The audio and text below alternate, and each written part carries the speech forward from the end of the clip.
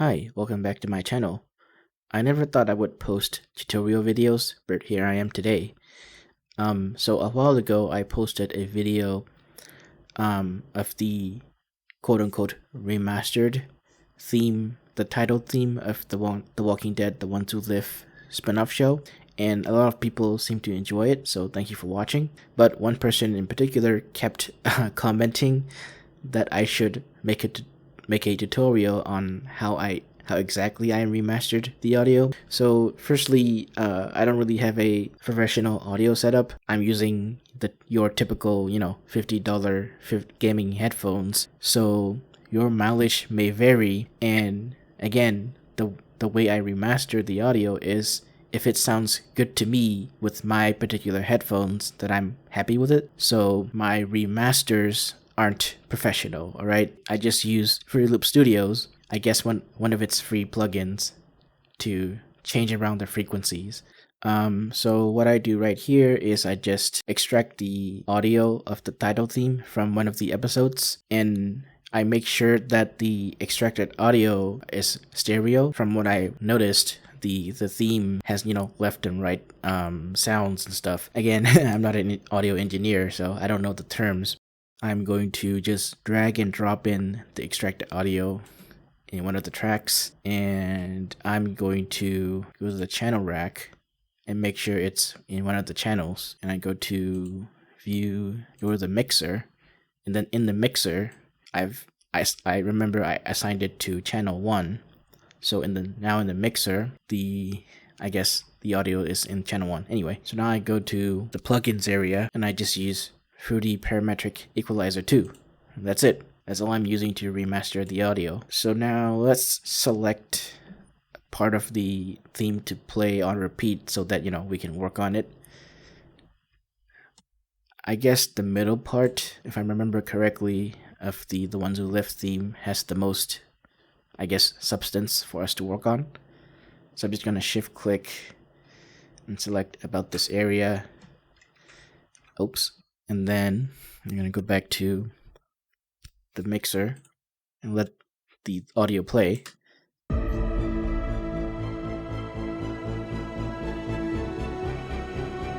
So one thing you'll immediately notice is that the default audio level is really low, or in other words, quiet. So I'm just gonna amplify it a little bit, maybe about 10 decibels. Okay, that's fine. Now I'm going to let it play a little bit, and then I'm going to tell you what I don't like about it.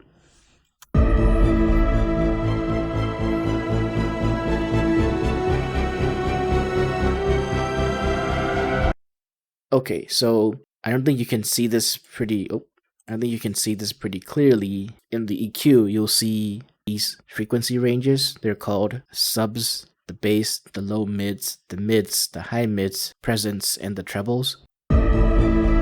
And from what I'm hearing right now is that there's this weird mid frequency that's kind of like giving the audio like a low quality feel to it. I don't know how to describe it. We can explore the middle part later, but for now, I'm just gonna decrease the mid frequencies. So it's 4 and 5, so yellow and green, maybe by about 3 decibels. And now let's listen to it again.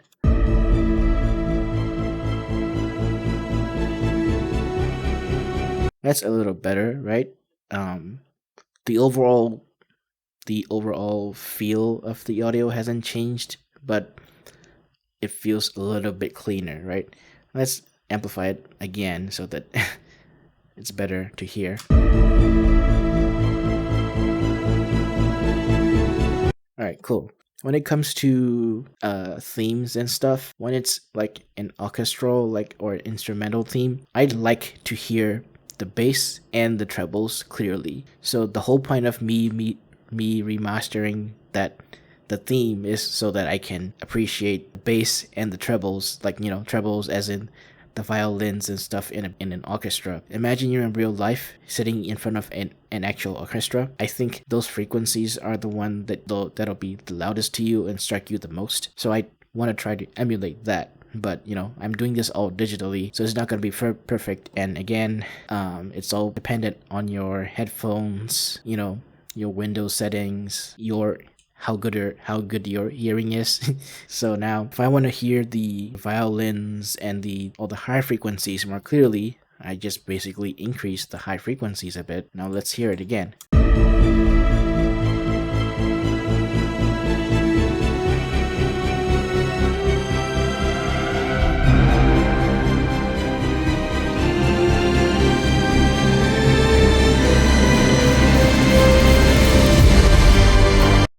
So already this sounds really close to what I already uploaded that a lot of people enjoyed. I don't have the original file, the one that I made anymore, so I'm doing this all over again. So it's not going to be exactly the same, but we're getting close. And so now let's go back to the bass. So when it comes to bass, there's the sub frequencies and the bass frequencies. For the sub frequencies, those are the frequencies that'll be like really like low, so low that it'll like vibrate your bones inside, that kind of frequency. That sometimes those frequencies might bring in distortions and stuff, especially in cheap headphones or cheap audio systems. So I don't want to mess with that. Maybe I could even maybe decrease it a little bit. That'll help. But in the bass range, we can mess with, because there's a little bit more room to work with, I guess. So I'm just gonna increase the bass by a little bit. Now let's listen to it again.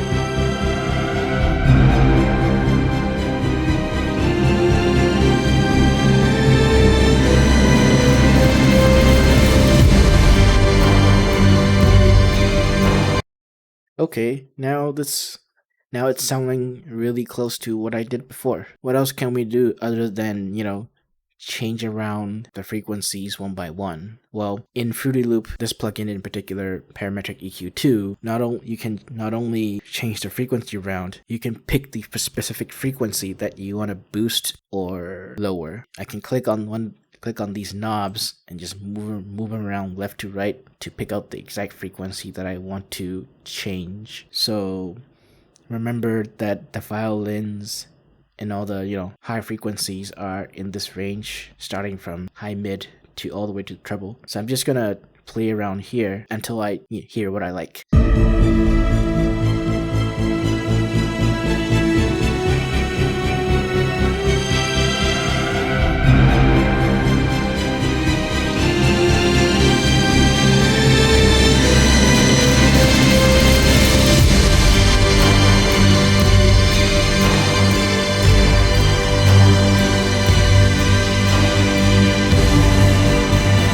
And I think that's pretty much it. This sounds really good in my ears, even with my $50 gaming headphones. If I had a studio's level headphone setup and all that, I could probably appreciate this more. I could make this even better, but at the end of the day, I'm just a random guy on the internet who knows nothing about music or audio engineering.